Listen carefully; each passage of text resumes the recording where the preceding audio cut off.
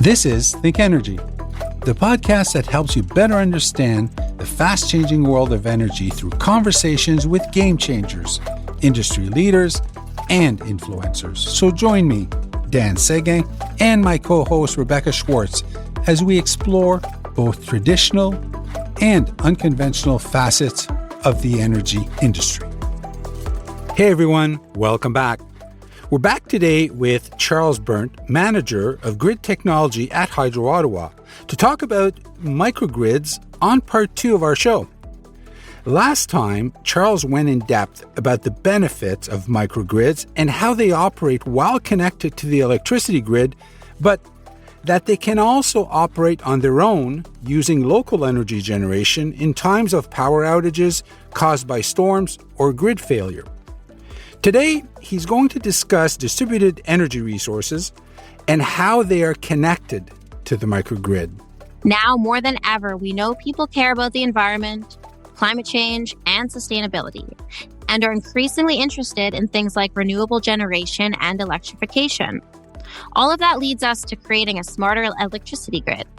Renewable energy generation is expected to play a major role in the further decarbonization of Canada's electricity system.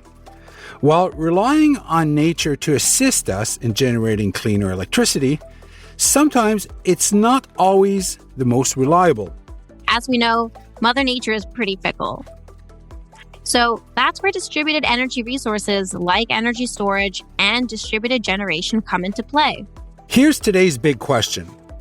While the time has come to decarbonize our grid even further with alternative energy sources, how can we ensure we can meet the growing demand for energy while also maintaining safety and security? Charles, it's nice to have you back. Okay, Charles, let's dive into part 2. What sets distributed energy resources, better known as DERs, apart from microgrids? Both can generate or store energy and manage consumption depending on type, right? Can you unpack this for our listeners?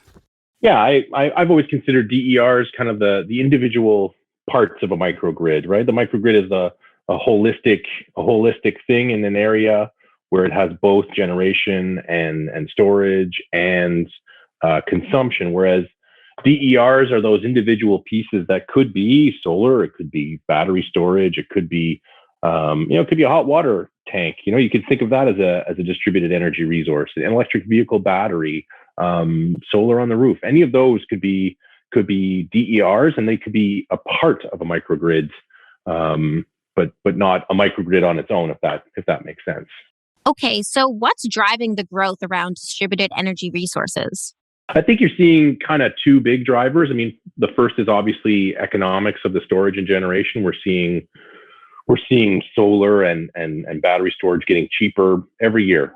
It's falling quite rapidly, and it's significant reduction in costs per kilowatt hour every year, and they're getting better. And the second one I would say is that drive towards lower carbon. I think customers are looking to reduce their carbon footprint, and they're starting to get to the point where they're willing to spend their own money to do that. So it has that double effect. The technology is getting better and cheaper, and then more customers are willing to invest, and then it kind of gets that momentum. So I think it's very much the two things hand in hand. Okay, now Charles, talk to me about the rise of local energy. Is there a need for greater education to help customers understand that they can shift from being a consumer, that's consuming energy, to a prosumer, producing, even selling electricity back to the grid? Yeah, I'd say yes, but not in the way you might expect. I think I've found customers to be fairly well informed as to the technology and how it works. They seem, they seem to know exactly, what the options are available. Ontario in specific has had those programs for quite a few years, and people are getting a firm understanding. They're reading that in the news, and they understand it quite well, actually. And so I find, the education and support where it's needed is more around the economic choices available to them. What is the business case and the return on that investment if they were to make that leap? And unfortunately, that answer is very local, that every jurisdiction, every province, every territory, every country has a different economic model for how they sell and compensate electricity. And so there's no universal answer for everyone. It really is a localized answer. And that's, I think, where the education or the support is needed, is how to build that in for people to help them understand, how a homeowner or a business owner can make that choice, and where the economics play out, and they can make the choice and empower them to make the choice if they want to. Okay, here's a follow-up question. What's been the biggest barrier or challenge for more adoption? What's needed to overcome them?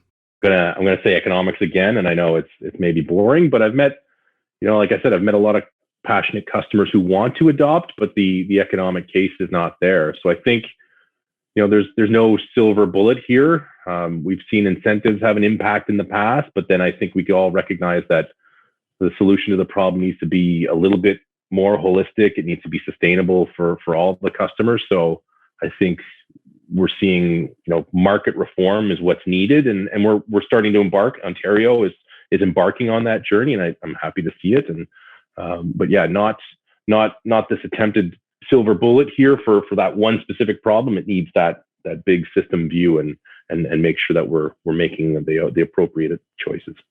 We've touched on the what of microgrids. Curious now about the how. How does it work connecting DERs and microgrids to the grid? Will utilities be required to digitally retrofit their aging infrastructure to make the grid more resilient and reliable in the face of increasing climate stress, rising electricity demand, and essentially greater overall dependence on electricity? The short answer is yes, all of the above, really. As I mentioned last time, we need to become more interactive with our customers as they become increasingly part of that generation mix, as they adopt distributed energy resources. We need to have a more intelligence at the edge of our system, so not just looking at the substation and sending electricity down the wires, so to speak, but we need to manage the assets and the grid differently. This different type of management will help our planning and investment programs. And to do this, we need to make significant investment in our systems and how we collect data, how we manage data, how we use that data to make choices and operating the system, both for sunny weather and during major storms or events. And, that's not to say we won't have to invest in the traditional sense. We're still going to need more wires. We're still going to need substations, because we're a growing, Ottawa is a growing community, and electric vehicles, for example, and electrification of heating and cooling brings a lot of load. And so you've got to continually balance, how do we do the non-wires and incentivize those, but then also make sure that we have that foundation in place. So will it require us to digitally retrofit? Absolutely. This is all going to be a technology solution primarily. That's great. Thanks, Charles. Now, are there concerns about unpredictability of certain renewable energy resources and how that might impact the electricity grid and operations of microgrids? How do you mitigate that? I mean, it can be a concern, and you can mitigate that in kind of two ways. So for the energy, we need to store it somehow, and that can be local by putting a little battery next to your generation or some other type of storage. But then also you can leverage the grid for that storage. We can use things like large hydroelectric generator systems in the far north to be a large grid-sized battery. So that's one way to do it, and the other way is to mix. It's not all solar, it's not all wind, it's not all hydroelectric. It's really the combination of many, and making sure. I keep coming back to this because I really believe in looking at a systems approach, a holistic approach. Look at what mixing those look like, where the sun goes down, the wind picks up, and overnight the river keeps flowing. So that's how you do it, is you make sure that you're not over incentivizing or over investing in one thing over the other. It's truly a mix. So Charles, exactly how important is it for distributed energy resources, both in addressing climate change and energy security challenges. Can DERs help shield communities against the impact of extreme weather events, which are becoming more and more frequent? In time, absolutely. I know short term you can improve resiliency with that local storage. You can potentially put together a microgrid on a campus or other critical location. But in the longer term, you obviously can lower the impact on the environment through that energy switching, electrification. Bringing more renewables into the mix means less carbon impact, and less carbon is always a good thing. And it's gonna, it's not gonna solve the climate crisis on its own, but it's gonna help, and it's gonna reduce the problem, and it's the way to go. Now, I'd love to hear your thoughts on where energy storage and the battery in electric vehicles fits into this equation, as the majority of EV charging demand is expected to come from home charging. Yeah, I think this is probably our biggest opportunity in the short term, as transportation gets electrified. How we integrate, how we manage and optimize that load can have a massive benefit to everyone, the grid and our customers. Being able to manage that charging and being able to do that signaling, that dynamic conversation with the customer and their technology, and to help manage it so that it's done at the right time, it's done at the economic time for them, and they have the flexibility. But we empower them to make the choice that makes sense for them economically, and then try and use those signals also to help manage our system as that load grows.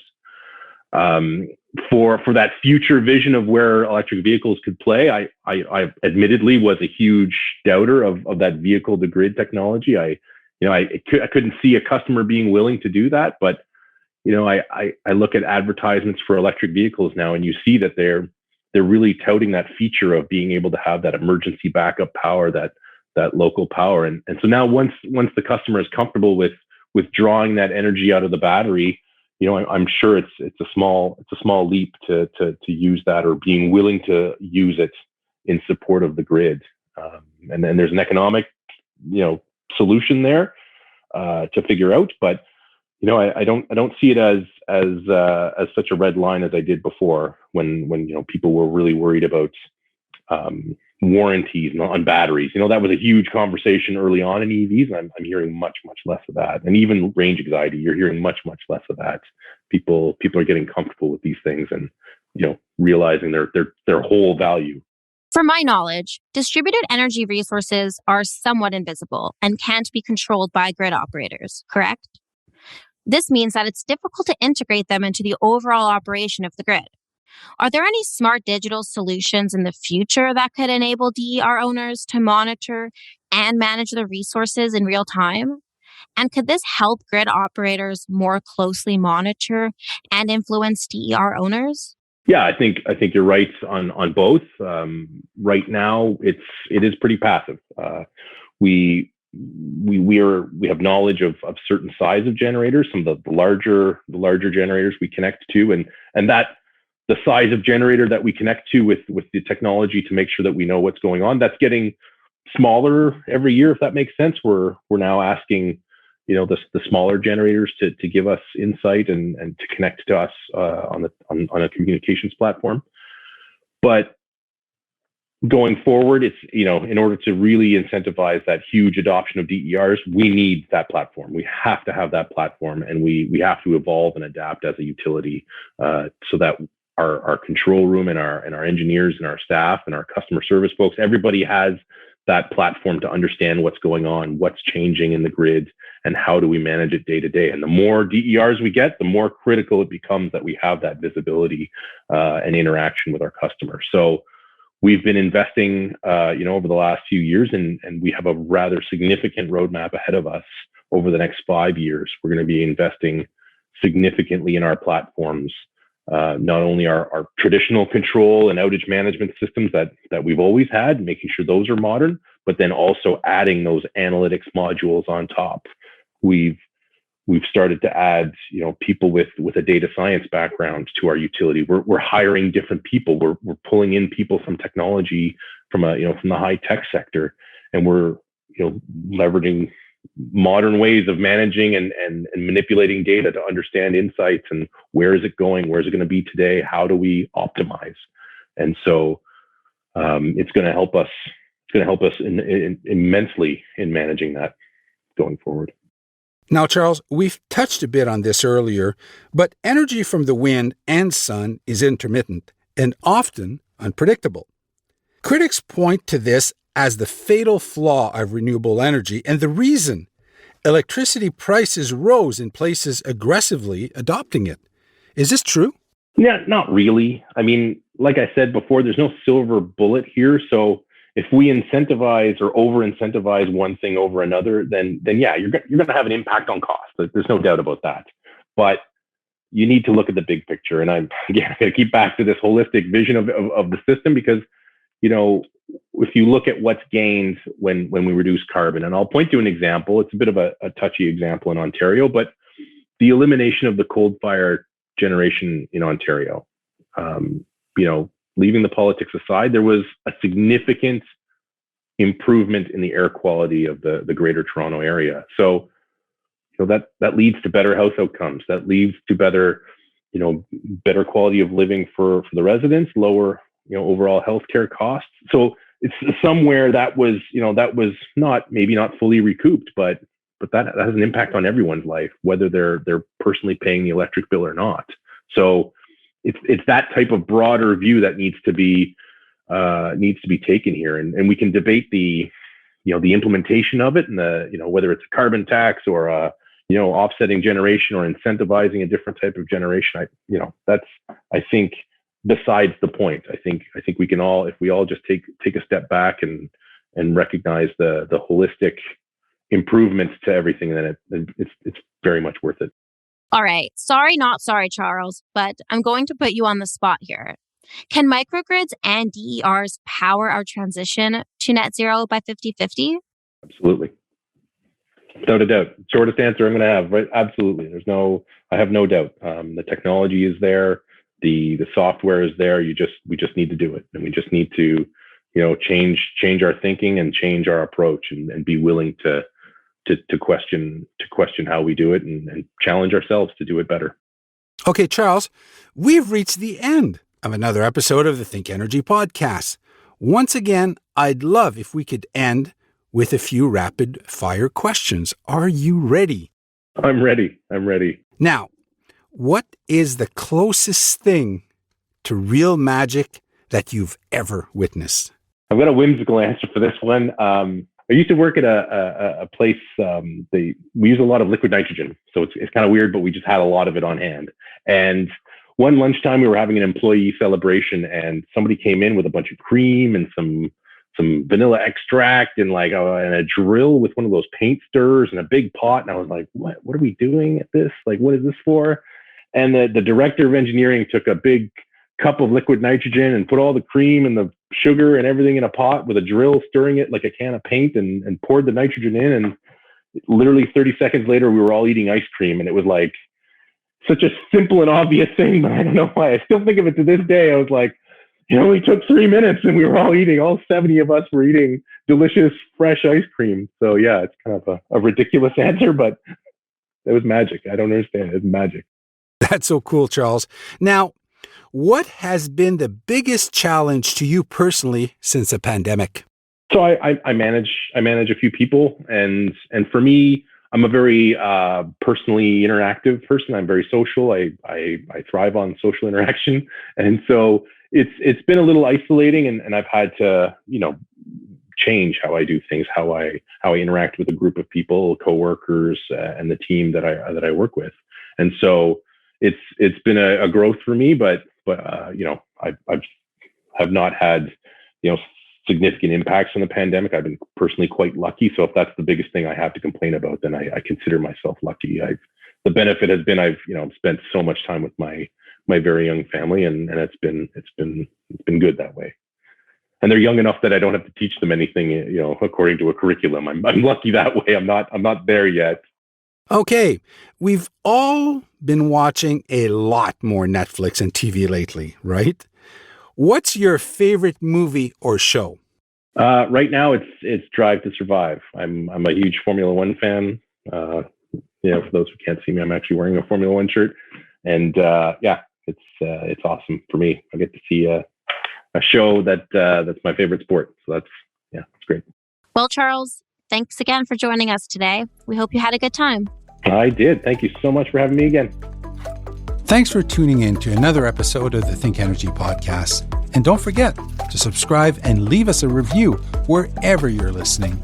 And to find out more about today's guest or previous episodes, visit thinkenergypodcast.com.